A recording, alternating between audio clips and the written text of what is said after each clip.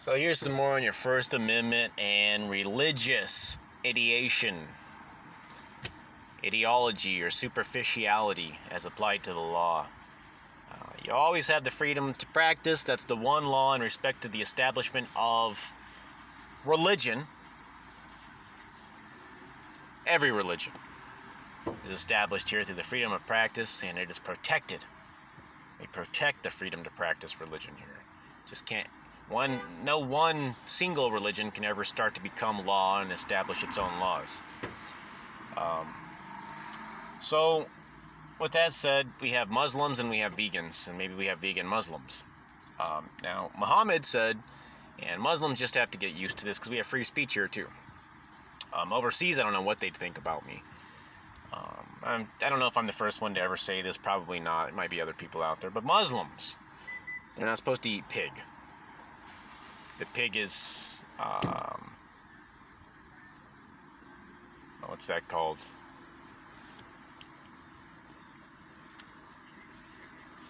It's not pure. Or it's considered to be filthy or tainted. It eats its own feces. I think that's the main reason why we don't eat the pig. It's also very intelligent, the pig. Some say it's more intelligent than the dog. But then there are vegans. And there are vegan Muslims. So, what about this one? Now, see, plants that bear fruits and vegetables that vegans eat, or vegetarians, these plants, they love eating poop. That's fertilizer. So, if you were to eat a pig that ate its own poop, it doesn't mean that all of them do. Pigs will eat anything, we know that. Well, so will dogs. Why are you so mean to pigs? You can feed a dog slop and it'll eat it. Dogs like slop too. But what you could do is you could feed pig poop to these plants. And they love the fertilizer and it'd grow. These fruit and vegetable plants, large, strong, and nutritious. Now for the Muslims, so if that happens, can you not eat fruits and vegetables?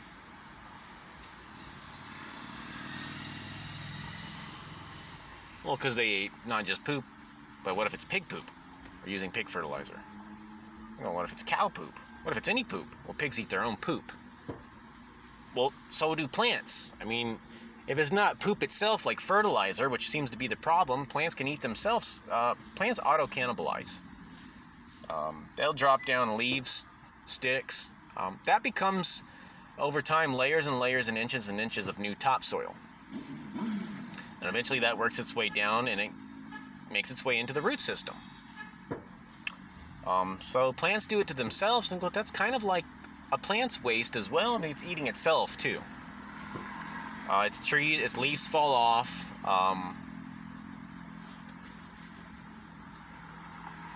Its branches fall off. Its stems fall off.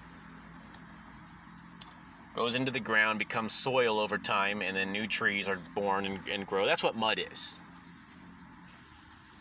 It's organic material. Plant waste.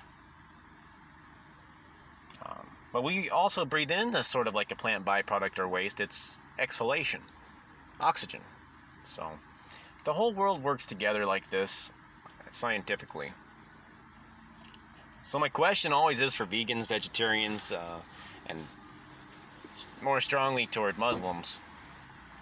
So pigs eat poop, and you can't eat pigs, and plants will eat not only their own waste, but they'll eat other animals' waste. They love poop.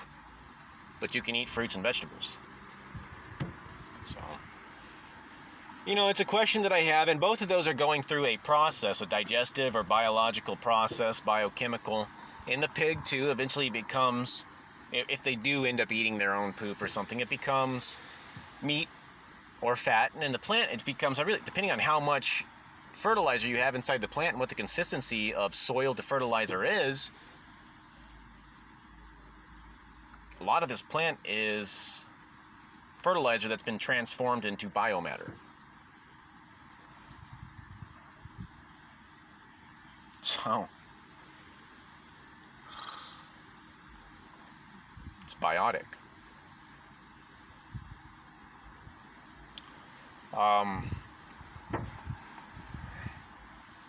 So it's just something for people to think about. Now, of course, like I said, I started this off with your freedom to practice is always protected. You don't have to eat anything. You don't have to eat a pig. You can continue to eat fruits and vegetables. It's not taking that away from anybody. It's just a question. I have questions, I think. So, freedom to practice is always protected. And in this country, that's really all you need as a defense. I have the freedom to practice my religion. You might even be right. I don't care. I'm a Muslim. I don't eat pig. That's simple. So we can get into intellectual discourse, and we can take it into Quranic or Christian, ecclesiastical, or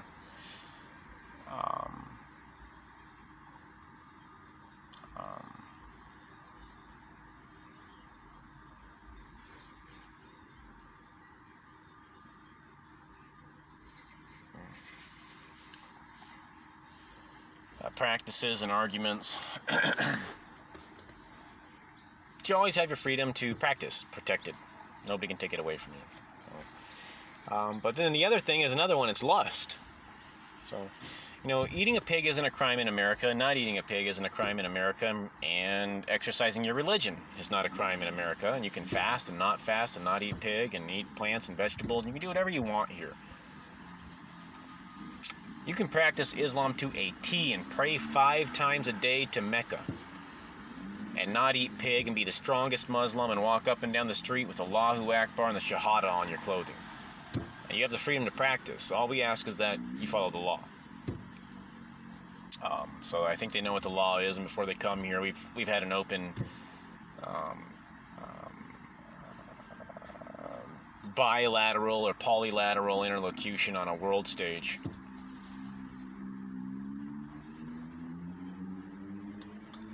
In regards to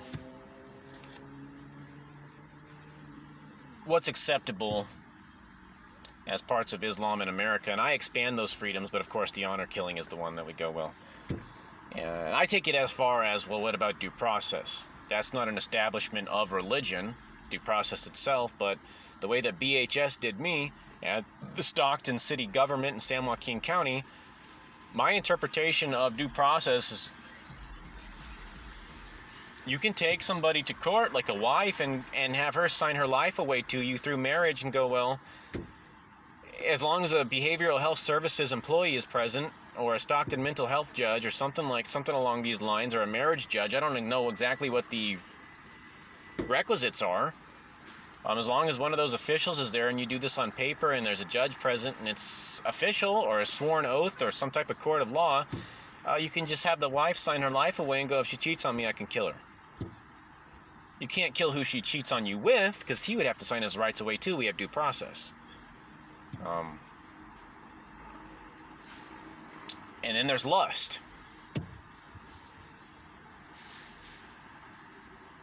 So what's lust? It's not a crime. So you can lust all you want.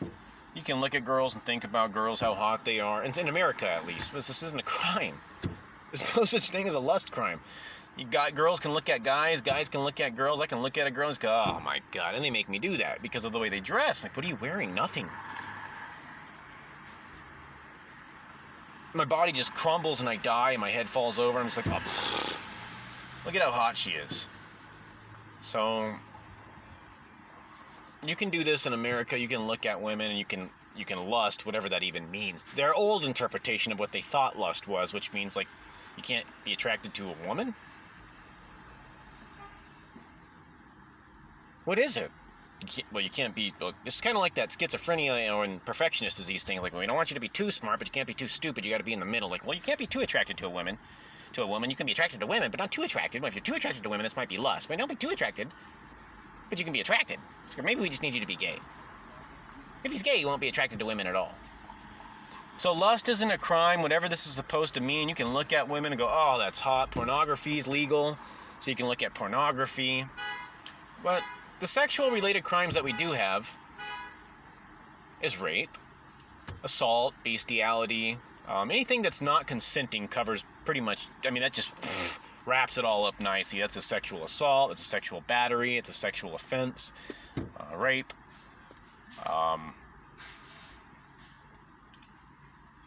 underage, here it's 18 without consent of the parents.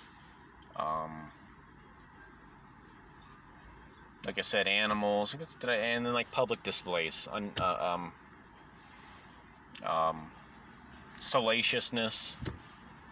These are some of the words used. Lascivious, and then public displays like an indecent exposure. So those are the sex crimes here. There's nothing that says lust. However, if we look at lust in the Bible, the definition of lust in the Bible,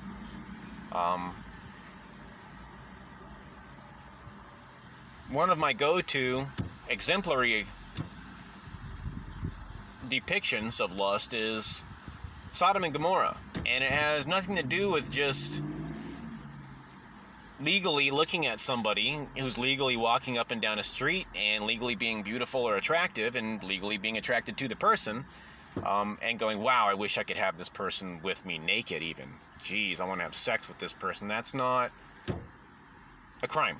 That's not even defined as lust in the Bible in that story. But that story was about crime. What was going on was a bunch of gay men knew where to, whatever the story really, whatever it really means. We just take it for what it is and don't try to play semantics and apocryphal tendencies and just say, well, what did it mean? Well, we'll just take it as it is. So it was two angels. And somehow all these guys find out where they're at. I mean, this could be a privacy invasion. The whole city knows where this guy is at or these people are at, and these gay guys are watching them in their privacy, know where they're at and want to get in. They've got to have sex. They got to rape these guys. They're lusting. They're at the house and stuff. I mean, if you do this in America, this is a crime. So if let's say, for instance, I'm in my car and all these gay guys gather around my car and they're banging on my window and they want me to open the door, and they're trying to open the door, and they've been watching me and they're hacked into my camera phone. They're listening to me. They are using all these devices on me, and they're lusting. They want to have sex with me now because of that. But it's not just sex. It's not consensual. They know I'm a straight man.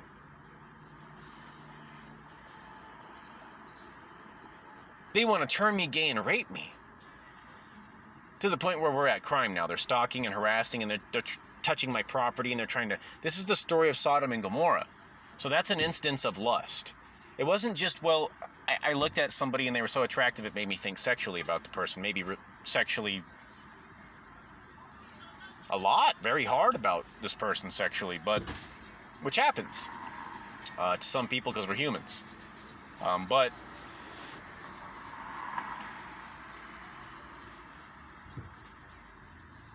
we don't have a lust crime in America. There's nothing. That would be a religious law. So we don't have a lust crime in America. There's no such thing. We have privacy invasions. That's what would just define Sodom and Gomorrah, in my opinion. That's backed by some evidence, at least. Well, it looks like privacy invasion, stalking, harassment. They're all gathering around. That's crazy. They want to get in, let us in. They're trying to keep them out. They're trying to force their way in. This isn't just some guy looking at a guy walking down the street. They all know where they're at, and they're trying to get in and rape them. So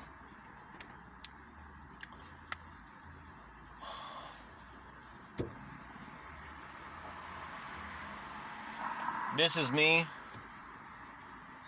just tapering through,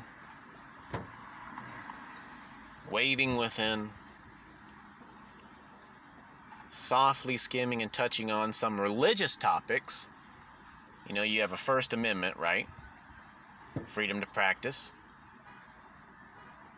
always protected, and no establishment of religion. And this is what it would amount to. So here are pigs that eat poop, plants that eat poop, freedom to practice, always protected, and lust in terms of no establishment of religion and really just no religious law. And how would you even regulate it? How do you regulate lust? Everybody be going around looking at everybody else, or you go, who's doing what? Who do you look at? What is he thinking? What's going on? Did he think something? And it becomes insane. At least that's what's going on in America, and we have other problems. Ours are we need a camera system because we got people being shot and killed all over the place. Cars are going stolen, people are getting shot and killed, people are being robbed, there are all these crimes everywhere. We don't need to be concerned about issues that have nothing to do with our law. And then trying to figure out how to enforce these issues that have nothing to do with our law while we're not solving the crimes that are already happening. And really what that amounts to is just whoever would be doing it, the government's committing crimes. Those are additional crimes. And we don't have any laws on the books that are religious, and lust isn't a crime. So the truth is, even though people won't admit this, and maybe some people have this, what they call self-discipline. The truth is, many people in America probably do this. They look at another individual and go, that person was attractive, sexual, hot, and they even could have a short-lived fantasy or something, and they watch pornography. But that's not a crime in itself, and it doesn't cause crime. It isn't a crime. It's not leading to crime. Crime is crime. So until you commit a crime, you haven't.